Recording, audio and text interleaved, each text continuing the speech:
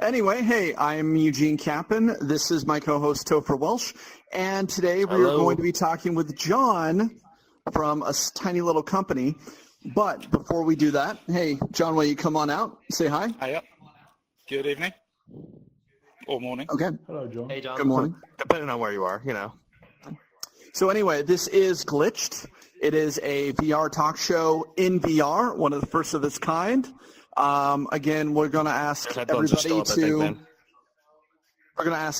to stay quiet during the show. At the end, we will have everybody be able to ask questions about the show, about us, about anything that we talked about. Please keep it appropriate. Anyway, Topher, how are you doing, buddy? I'm doing great. I still hear some playback, though. Is someone have their speakers on? I think. Do you still have your speakers on, John? It's fixed. I'm here now. Okay, cool. We're good. I'm doing great. How are you doing, Eugene? We're pretty good. Now that we're back from Emerald City Comic Con. Yeah, we're live. Oh. Yes. Oh, cool. we're live. Yeah, we're live. We're actually in front of you. Yeah. But no, yeah, me and Eugene had an adventure last weekend.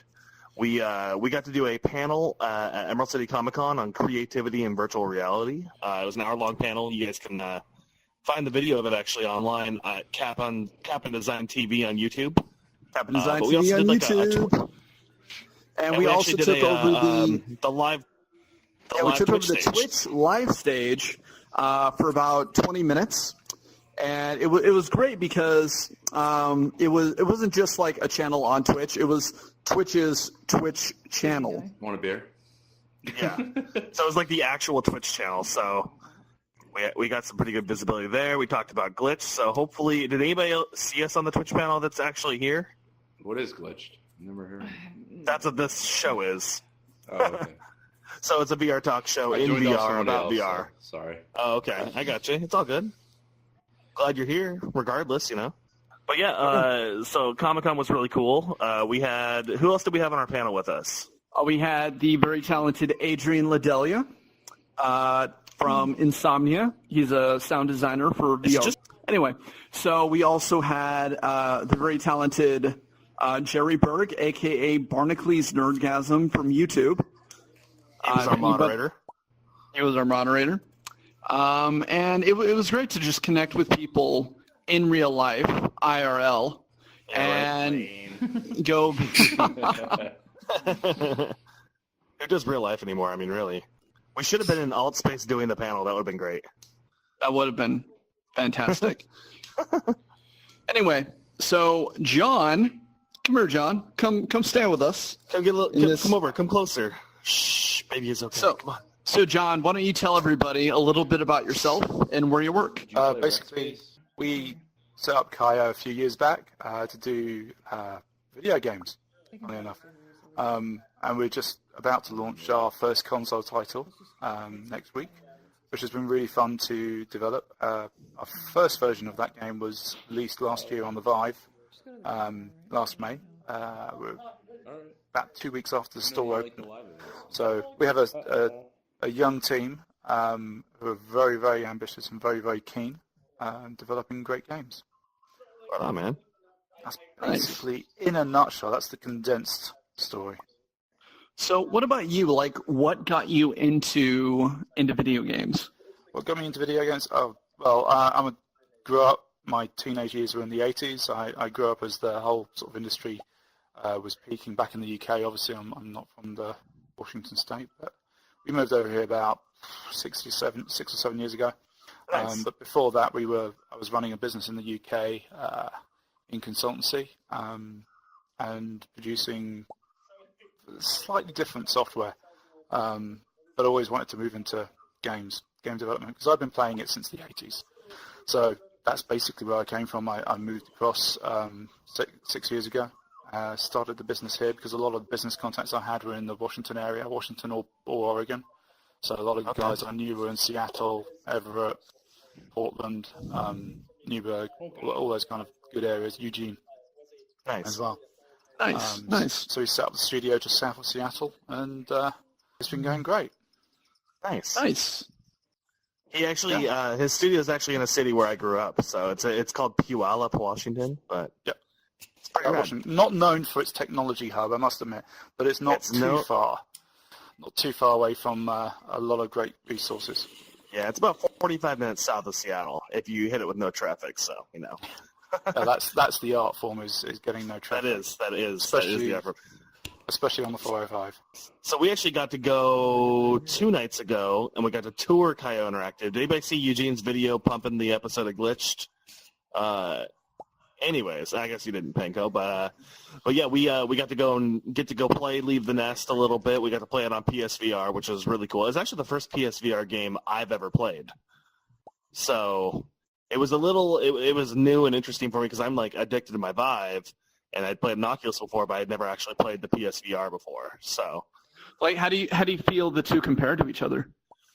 The PSVR versus the Vive.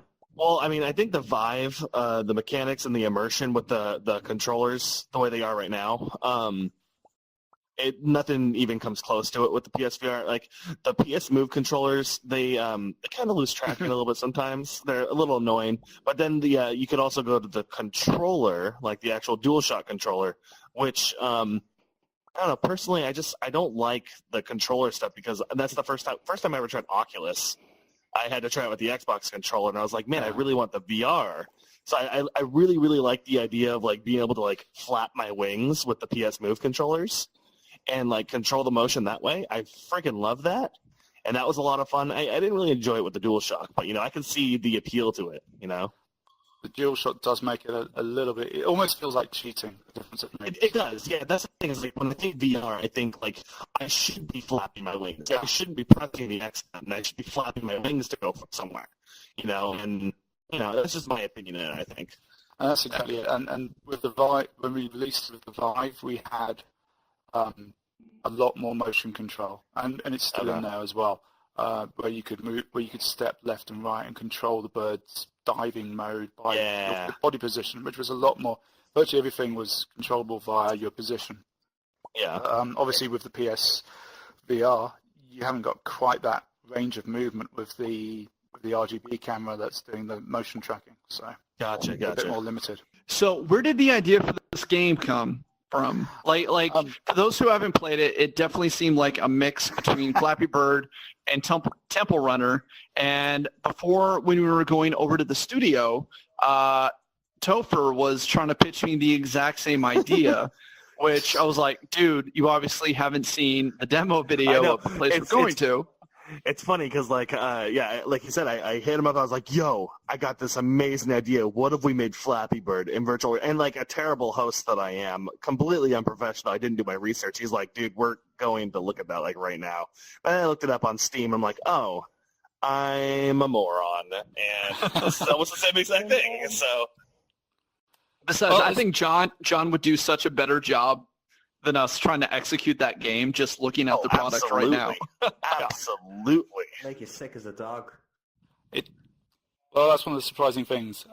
Because of the way the flight works, because it's very linear, there's virtually no motion sickness. We've tried it at about 4 conventions, had about 700 people test it and give their responses. We had about 3 people mention feeling queasy, but on the second time round they were fine.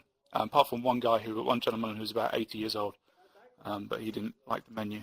So, but yeah, it's surprising. We tested it halfway through development, just to make sure, because it was our biggest concern was motion sickness and altitude, because you feel quite high up, especially when you soar. Yeah. You end up feeling, because you just end up feeling very high up in the air. So I wanted to check it against vertigo and motion sickness. So we took the 2 people who were most susceptible to that kind of thing in the office. And tried it out with them, and they were fine.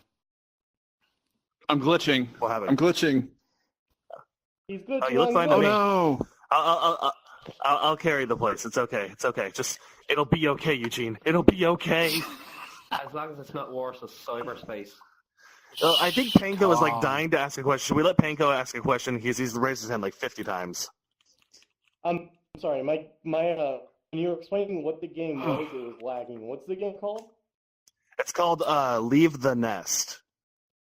Like how a bird leaves the nest. You get to play as a bird or a bat or a chicken or like all these different birds. And they have Chickens different are like birds. yeah, but I mean like I guess yeah, that's a very stupid way to say it, but you fly as a bird or as a bat, and you can you have different like power ups and stuff. You can collect coins. You have to dodge trees, go through windows. You can dive. You can soar. You can move side to side. So it's kind of like Flappy Bird and with up down Flappy and Bird. left right instead of just up and down. So Yeah.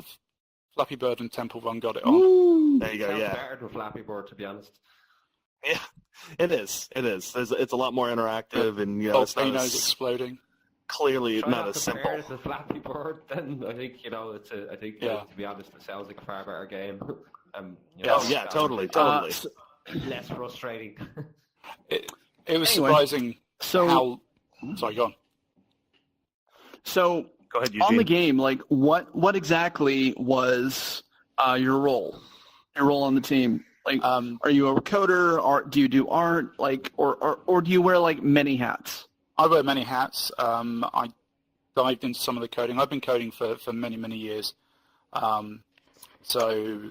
But we had a developer assigned to that particular project specifically. So I came in and came in and offered advice when they got stuck and things like that, but as well as the game design and overall direction. And Nice. basically, it's my studio, so they just do what they're told. Actually, if only. But no, that was really great. The team pulled together really well. We had half the studio. We're a very small indie studio, as we said earlier, down in Pilat, and we had about half the studio working on it at various times throughout the development cycle. What triggered it was basically trying out the Vive last year at GDC. That sold me that VR had come on since last time I tried VR, which was the first version of the Rift. And it evolved into something that was you felt comfortable developing a game for, to actually be able to make money instead of like the last time you tried it. It was kind of, it was an iffy platform, and there's too much risk associated with it, probably, huh? The Rift one, the first Rift, way back 4 or 5 years ago. Now I can't remember. There were so many problems with it. Obviously, it was early days, and it just didn't sell it to me as a platform. Okay. Hey. What day does it come out for the PlayStation VR? Comes out on PlayStation VR on Tuesday, the 14th, this month. So it's Friday. We're going to be celebrating. Nice. So it gives me an excuse. Are you going to have like a for pie pizza. themed level? We toyed with the idea, but no. We've got various other levels, but we've got like Halloween and everything like that. Okay, so in the game you have these 16 birds and a bat, and you have 20 different levels. What was like the craziest pitch for a level you ended up getting in the studio? Craziest pitch for a level. Probably we did actually toy with the pie level idea, which would have broken from the whole feel of the game, because it would have been a very surreal, abstract level. So just, did you guys have any like art concepts for the pie level? Like, was there a volcano shooting pies, or is there like pies in the windows that you had to like fly through, or? There's two ways of taking pie. So there was two camps in the studio, and we talked about doing apple pie themes and things like that, and then we talked about doing mathematical and just buildings made out of numbers and having them pie sequence you fly through. But in the end, it was like, well, we just want to bring this to market as it is at the moment. It's fine as it is. One of the things that we did when we launched on the Vive is we launched a much smaller game when we first launched it, and every week throughout the summer, for about 15 weeks, we released additional content. Nice. So how long does it take to actually pump out like a level or a new bird with its custom content? because of the way we built the game, it doesn't take long at all. It takes, I don't know, a day or two, if that. Oh, that's not bad at all. We built the game to be expandable when we first launched it, because we knew we wanted to launch it on a set date, so we built it out to that and made it work really well. But we also built it so we could expand it, and that was the key for building it out to where it is now, where we've got so many birds and a bat and different zones. Nice. Like, what's your favorite like bird/level? Probably the most recent one, which was the Chinese New Year one, which is Ronnie the Rooster. He has a dash power-up, a dash function, so that he can just tear through levels that you don't like. Nice. But also, with him, we introduced the Chinatown area where we have fireworks going off everywhere. And it can get pretty insane. It's good fun. That's probably my favourite, but it's also the most recent, so it's kind of natural to be the favourite. Okay. Okay. So, I mean, so since it's going over to PSVR now, I mean, what are some of did you have all these like unanticipated like challenges when you're going over to PSVR? Did you know like what you were doing before you got into it? Or like, were you just like, we're just going to do it, we're going to figure it out along the way? Like, what was the process to like even start like porting a Vive game to a PSVR game? All right, John. I have totally lost track of where we were, but so we were talking about like the difficulties in porting a game over to PSVR and like the unexpected challenges or the challenges that came along with it, and like what the overall like experience was, how long it took, things like that. Like give us like a top down view of that. So basically, one of the biggest challenges was because we changed the main menu of the game, which meant we had to change a lot of the structure. We wanted to make it a little bit more immersive for the PlayStation experience, and then now we're bringing the Vive version up to spec on that as well. But because we changed how the menu structure would work, it sounds like an insignificant change, but the coding involved in that changed how the VR would be presented and moved to and things like that. So there were a number of, I think would have had these problems if we'd gone this approach on the Vive, but there were a number of issues to do with reprojection and the technical aspects of virtual reality, especially if you're moving too quickly. Now, Sony, being Sony, have a much stricter approach to publishing games than Steam, and we hit into their quality control barriers, which make perfect sense, but to publish on the PlayStation, we obviously had to pass those. And one of the things is that when we changed the menu, we introduced a whole load of bugs or a whole load of inconsistencies on how the VR worked. Totally. Which we had to resolve and fix prior to submission. I mean, like it goes, you fix one thing and you break 10 things. That's exactly it. And so had we just gone with the original menu, it would have been 10 times easier. But we had the bright idea to change the menu system. And that kind of like cascaded on. Now, we're pleased that we did that because it didn't introduce a whole lot of work. The project itself was about 2.5 months to port to the PlayStation. So all in all, it wasn't too painful, certainly in the grand scheme of things. Do you feel like the fans of the Steam version of your game are going to be upset with the change for the PSVR version? I don't think they are. We have run it past some of the fans. So, like, we've got a guy in the UK who all through the summer, as we released each of the new birds and zones, would run a let's play for it. He's loving what we're doing with it. So it's been really good. The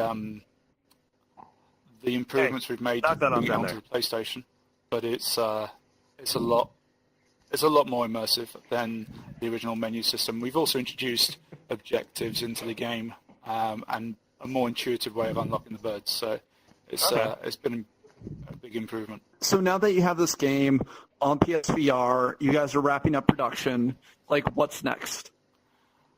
We can't really. I don't know quite how much we can go into. We're looking at other consoles. We're looking at some of the Nintendo stuff.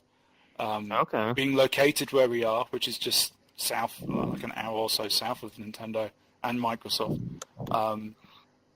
We're sort of strengthening ties with those guys. we've got a couple of projects which we're pitching to them, and as well as other companies. We've done a lot of work, service work in the past, where we've prototyped games for other companies, and we've helped and we've provided backfill services. So some of those projects will go on, but we're working on new projects and new games that we're planning on putting out there. Again, more for PlayStation and all the other consoles as well. So say somebody wanted to make a game and get it onto the PSVR. Like, what's the process they would have to go through from beginning to completion? Just like as a general rundown. Beginning to completion, you've got to have a game design, you've got to have an idea.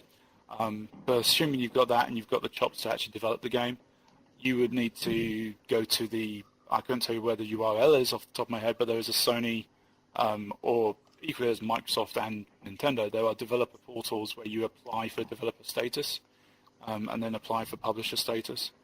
So you just go through the red tape. You have to prove yourself. Some of the studios, some of the console manufacturers do require a studio more than a couple of people. So there are certain restrictions. What was that? Sorry. You just disappeared. So there are some of the companies have got restrictions on what they do, but most of them have got the web presence where you just apply to be a developer. So long as you can prove that you can do the job, then they'll sign you up. Cool. After that, then you have to get the hardware. All of the when it comes to the consoles, you need dedicated hardware from the manufacturers. You can't. There's no emulators for the consoles. Yeah. Every console you need to have the actual physical hardware. And we're not talking retail devices. Even with the Microsoft Xbox mode that you can throw it in, it's still not fully the same facility you'd have if you have the dev kit. Right on. Okay. Makes sense. So I mean, at some point, like, what is the submission for a PSVR game like? Do you have to know somebody, or is there like a form on the internet you go through, or like, hey, my cousin's works in the stock room at PlayStation. Here's my in. Basically, you get your cousin to let you in the back door of the warehouse. okay. You back the truck up, open the back door, and then just pile the dev kits in. No, there you go. There's a web presence. There's a website you go to, and it's public knowledge, I think, where you just apply for developer access. Okay. And if they deem you worthy, then they let you in.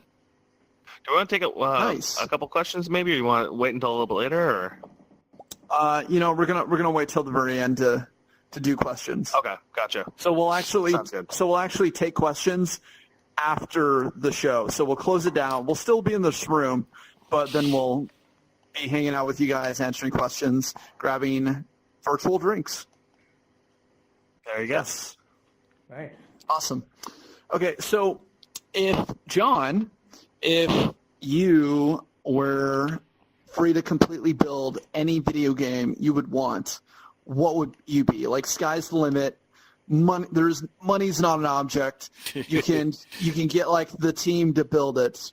What is that dream project? Or would it be a video game, or would it be some sort of an app, or like what would it be? Like what the sky's the limit? It would have to be virtual reality. It has to be virtual reality. Because we're relatively new to virtual reality. As I said, it was plain budget cuts on the Vive last year at GDC that sold me on the platform. Yeah. We now got every available commercial VR system at our disposal. It's insane. I would love to create a multiplayer VR game of some description, most likely involving magic. Like a Harry Potter? Maybe. Like a Lord of the Rings? More Lord of the Rings, more along those lines. I'm not the world's greatest Harry Potter fan, but something along those lines. What about I'm sorry.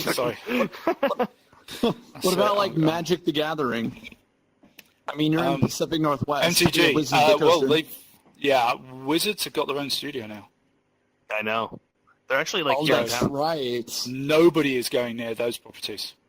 Apart from them. Right. And it's quite sad because there was a D&D game last year, I think, but it got shut down really quickly. It was a licensed D&D game. Oh. Launched and it got shut down. I think it was D&D, or was it Magic? Oh, The Wizards. bummer. Obviously want to do their own thing, which is fine, fair enough. Hey, yeah, I mean, hopefully they so do long it good, though. and given that they're in charge of it, then they'll want their IP kept nice and shiny. So Right. but yeah, so something VR Magic. Unspoken is gorgeous, I have to say. But I think the biggest hindrance on that side of things, certainly when it comes to multiplayer, is that there's not the population to sustain multiplayer. As you were saying the other day, the Onward's got like an average of about 70 or 80 players. At any given time, yeah, and that's the slow times. Yeah. I think I was looking at Steam charts, and it was like 200 or something was the peak over the last few months, which is good, which is incredibly good for VR. Yeah, totally. But it just, when you compare it to Counter-Strike, let's face it, or any of the other games, it's not even a drop in the ocean. So I think multiplayer's got the environment's got a way to go before multiplayer could ever take off. But that would probably be where I want to go with it. I would love to see a Sword Art Online game. Like I feel like that would be the perfect Just to mess with your multiplayer. head. Did you ever play Matrix Online? I did not, but that sounds awesome. It messed with your head, but they shut it down after 2 years or so. Yeah. Like I think my favorite what about would it was be- messing with your head? Well, it's just that you're jacking in to jack in. It's weird. Oh, And then jacking out in the game. It's just really strange. interesting. I think my favorite, That's a my weird thing game. that I'd love, I think my favorite thing that I would love to see would either be a really, really, really good Star Wars VR game or a Harry Potter VR game, like a AAA title almost, like that level of.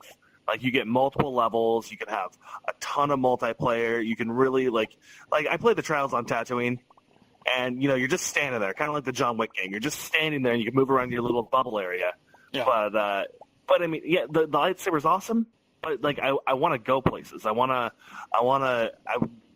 go into a battle. I want to play Battlefield in VR. That's what I want. And it will happen, I've got no doubt. I'm in the camp that VR is here to stay and grow. And I think the naysayer camp is shrinking steadily. The longer that VR technology is propagating in the industry and marketplace, the smaller the naysayers are going to get, and it's just being proved Hardware.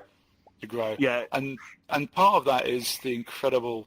I think what PlayStation have done, or what Sony have done with the PlayStation VR, as much as it isn't necessarily technically the best VR solution.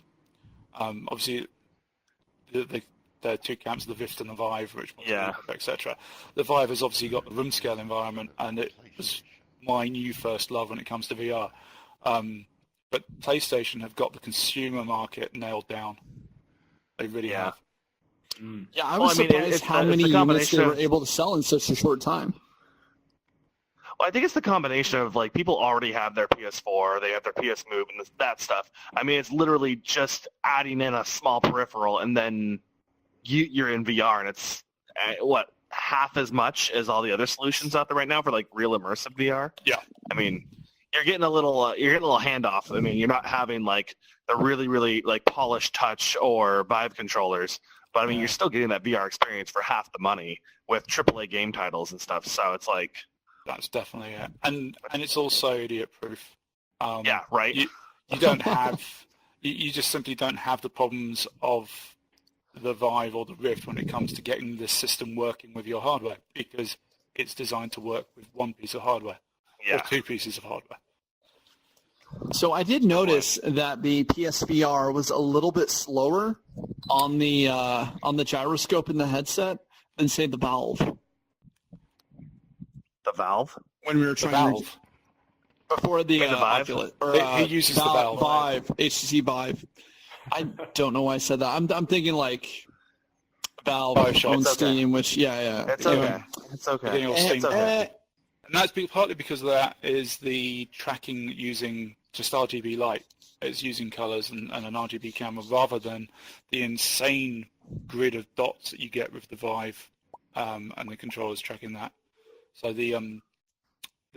it's a kind of an unfair comparison because the Move the Sony Move motion controllers are 3-4 years old.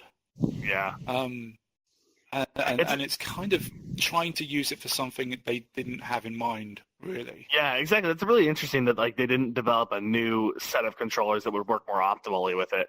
Yeah. Like you could tell like there is some issues. Like we were doing the flapping thing the other night, and like they would lose sync or they reorient and stuff to like this side. Like your controllers would be over here, my face would be going this way. It's like, oh, okay, well this is fun, but And that's because it's a round light. And yeah, so exactly. What direction one is it pointing camera. in? Oh, something the I want to world? do for the audience. Something I want to do for the audience. Yes. If you guys take a selfie in VR with us, and then send it to my Twitter account and use the hashtag glitched talk show, somebody's going to get a glitched poster. We'll send you a glitched poster. Nice. So Here, just here. anytime Let's do during the this. show, Yeah. go ahead and do that. What is Taking up a with photo? your hand? It was like going way back. Is he taking a poo? I don't know. I was. It was awesome. John, what Anyway. do you think your game compared to say Okay, Windows? so we're almost through the show anyway. I feel like we can just end it right here, and then we can start answering some questions. And so anyway, we're going to go ahead and end this, and then we'll jump into questions. So anyway, thank you so much for coming to the Glitch Thank you, Talk guys. Show. Appreciate it. I'm Eugene Capon. I'm Topher Welsh. This is Topher Welsh. And John, where can they find you, buddy? Kaio Interactive, ki-games.com. You can follow me on Twitter, which is Kaio Int, K-A-I-O. It's a bit of an odd spelling, a bit of an odd name, a bit of an odd company. But yeah, you can catch up with us on Twitter or on the website. And of course, keep an eye out for the PlayStation release if you have a PlayStation on Tuesday. Awesome. Or just tweet about it. Hey, everybody, can we get a round of applause, some emojis for John here? Yeah. Yeah, hey, John, thank you so much for joining us, buddy. Cool. It was good fun.